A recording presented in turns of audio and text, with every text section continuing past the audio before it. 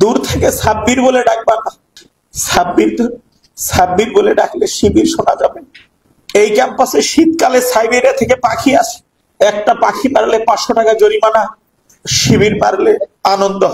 বাংলাদেশ ইসলামী ছাত্র শিবির জাহাঙ্গীরনগর বিশ্ববিদ্যালয় শাখা কর্তৃক আয়োজিত মহান স্বাধীনতা যুদ্ধের শহীদ ভাইদের আত্মার মাগফিরাত সহ বিজয় দিবস উপলক্ষে আয়োজিত কুইজ প্রতিযোগিতার এই পুরস্কার বিতরণী অনুষ্ঠানে আমার প্রাণের ক্যাম্পাস, আমার প্রিয় ক্যাম্পাস জাহাঙ্গীরনগর বিশ্ববিদ্যালয়ের ছাত্রছাত্রী ভাই বোনেরা,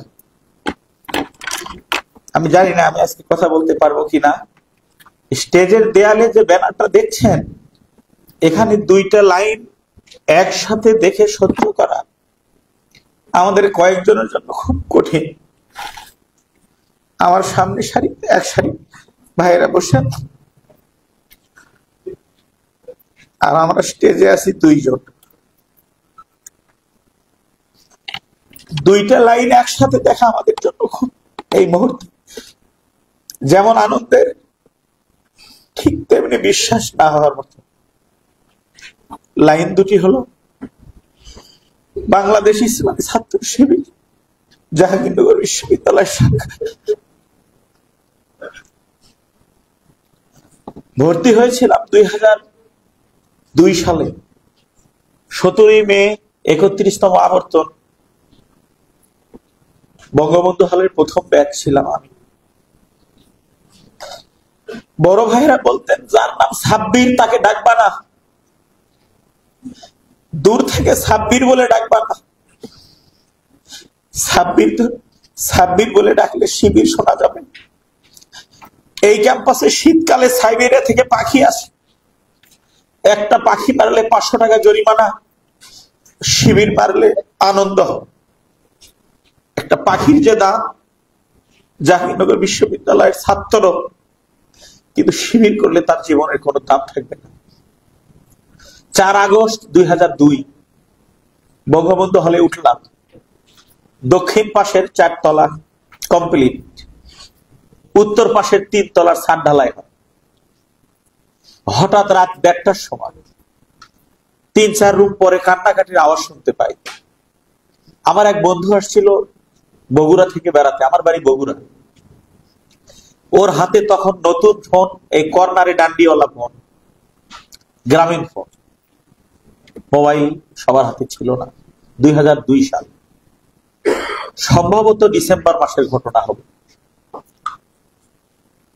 একটা ছেলেকে নির্মম ভাবে মারা হচ্ছে, জানতে পারলাম সে জাহাঙ্গীরনগর বিশ্ববিদ্যালয়ের ছাত্রই নয়। ডেইরি গেট থেকে তাকে ধরে নিয়ে যাওয়া হয়েছে, নির্মম ভাবে পিটানো হয়েছে, সারা রুম রক্তে মাখা। ছেলেটি পা ভেঙে দেওয়া হয়েছে, দেয়ালের সাথে পিঠ নিয়ে বসে আছে। শুনতে পেলাম কে এই ছেলে। ছেলেটির নাম ছিল স্বপন ব্যানার্জি, 5th ব্যাচ, মানে 5th year, Rajshahi medical college. আমি রিপিট করছি, রাজশাহী মেডিকেল কলেজে 5th year student Swapan Banerjee. সে বারবার বলছিল আমি হিন্দু ভাই, আমি শিবির না। এবং প্রক্টোরিয়াল বডি এসে সত্যি সত্যি বাহ্যিক যে অঙ্গের মাধ্যমে হিন্দু মুসলমান চেনা যায়, এটা চেক করে হিন্দু কনফার্ম হয়ে তাকে পুলিশের হাতে সোপর্দ করা হয়েছে। যদি তার ভাগ্যক্রমে যদি না থাকে, যদি হিন্দু না হতো, যদি মুসলমান হতো, তাহলে আরো একটি আবরার হয়তো সেদিন হতো। সম্মানিত ভাই, এখন তো সুযোগ হলো আসার, আল্লাহ তৌফিক দান করলেন, আরো আশা হবে, আরো অনেক কথা হবে ইনশাআল্লাহ। স্মৃতিচারণ আর করতে চাই না, ছোট করে 2টি কথা বলে বিদায় নিব। 1 নাম্বার কথা হলো, আমরা যেখান থেকে এসেছি আবার সেখানে চলে যাব। আল্লাহ কোরআনে এটাই বলেছেন, মিনহা খালাকনাকুম ওয়া ফিহা নুইদুকুম ওয়া মিনহা নুখরিজুকুম তারাতান উখরা। এই মানুষ, তোমাকে এই মাটি থেকে সৃষ্টি করা হয়েছে, আবার এই মাটির মধ্যে তোমাকে রাখা হবে, এই মাটি থেকে তোমাকে আবার উত্তোলন করা হবে। মাটি মানে আমরা স্বাভাবিকভাবে বুঝি আর কোনো মূল্য নাই, মূল্যহীন একটি পদার্থ দিয়ে মানুষ বানানো হয়েছে।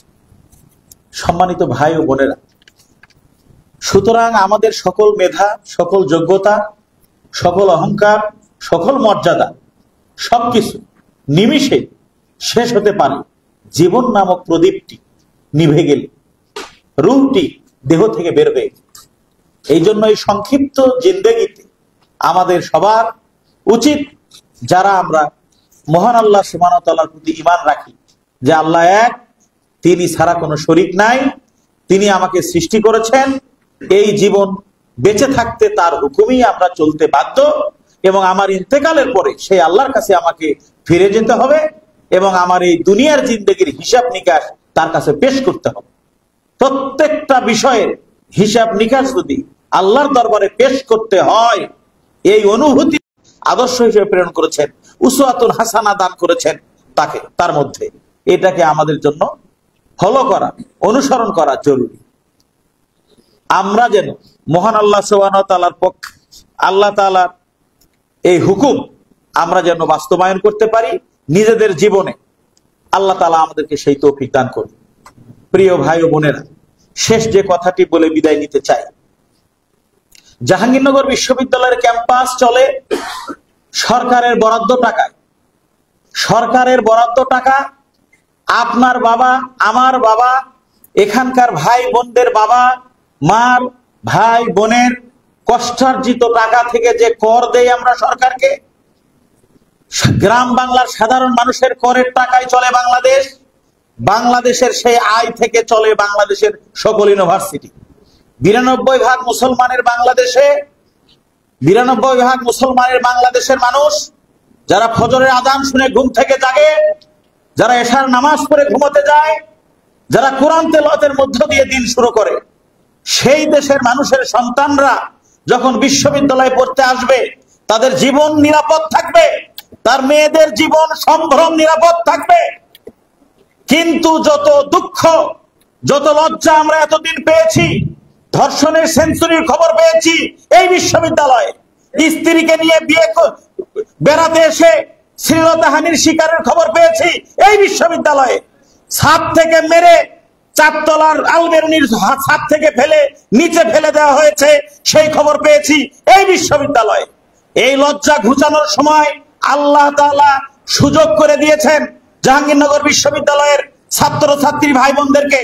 এই লজ্জা ঘুচানোর সময়, সুযোগ, তৌফিক আল্লাহ আপনাদেরকে দান করেছেন। এই সুযোগে ইসলামী ছাত্র শিবিরের পতাকা তলে ঐক্যবদ্ধ হয়ে একটি জান্নাতি, একটি ইসলামী পরিবেশ তৈরি করুন। ইফতিজিং থাকবে না, আমার বোনের দিকে চোখ তোলার সাহস কেউ থাকবে না। ধর্ষণ তো বহু দূর কি বাত, চোখে চোখ রেখে কথা বলার সাহস পাবে না। কোন ভাইকে ছাদ থেকে ফেলে দেয়া তো দূরে থাক, সালাম বিনিময়ে একজন আর একজনকে সালাম দিবে, সিনিয়র জুনিয়রকে সালাম দিবে, জুনিয়র সিনিয়রকে সালাম দিবে, 5 ওয়াক্ত নামাজ মসজিদে ভিড় হবে। আমার বোনের সম্ভ্রম যেমন রক্ষা হবে, আমার ভাইয়ের মান ইজ্জত রক্ষা হবে, জান্নাতি একটি পরিবেশ জাহাঙ্গীরনগর বিশ্ববিদ্যালয়ে তৈরি হবে ইনশাআল্লাহ। ছাত্র শিবিরকে জায়গা করে দেখুন, ফার্স্ট ইয়ারকে জোর করে মিছিলে আসতে হবে না, ছাত্র শিবিরের দায়িত্ব গ্রহণ করবে ইনশাআল্লাহ। যখন জোর করে মিছিলে নিয়ে যেত তখন মনে হতো যে আমি মনে হয় মানুষই না, একটা মেধাবী ছেলে, সরকারি কলেজ থেকে ইন্টারমিডিয়েট পাস করে এসেছি, ভর্তি পরীক্ষা দিয়ে বিশ্ববিদ্যালয়ে চান্স পেয়েছি। আমার বাড়িতে কত মানুষ কামলা খাটে, আমার বাপের কথায় কত মানুষ উঠা বসা করে, আর আমি মেধার বলে জাহাঙ্গীরনগর বিশ্ববিদ্যালয়ে চান্স পাওয়ার পরেও আমাকে রাত্রে বেলা শুনতে হয় কাল সকালে মিছিলে থাকিস। মানুষই মনে হয় না নিজেকে। ছাত্র শিবির যদি আপনাদের সহযোগিতায়, আপনাদের অংশগ্রহণে জাহাঙ্গীরনগর বিশ্ববিদ্যালয়ে কাজ স্মুথলি করতে পারে ইনশাআল্লাহ, আগামীতে যারাই ক্ষমতা আসুক কারো শক্তি হবে না, কারো সাহস হবে না আমার সাধারণ ছাত্র ছাত্রী ভাই বোনদেরকে জোরপূর্বক মিছিলে নেওয়ার সাহস তারা কখনোই পাবে না ইনশাআল্লাহ। আগামী দিনে আল্লাহর আসমানের নিচে, আল্লাহর জমিনের উপরে আল্লাহর দেয়া হাত দিয়ে, আল্লাহর দেয়া জিহ্বার উচ্চারণ হবে, আল্লাহর আসমানের দিকে হাত তুলে একমাত্র স্লোগান হবে, আসমানের মালিক যিনি, জমিনের মালিক যিনি, গোটা সৃষ্টি জগতের মালিক যিনি, সেই আল্লাহর বরত্ব, সেই আল্লাহর মহানত্ব ঘোষণা করতে হবে। সেটার নামই হলো তাকবীর। বড়কে নারা মানে উচ্চকিত করো, বুলন্ত করো, উপরে উঠাও।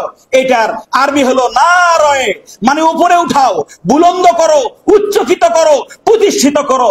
তাকবীর মানে বড় হিসেবে। কে বড়? কে বড়?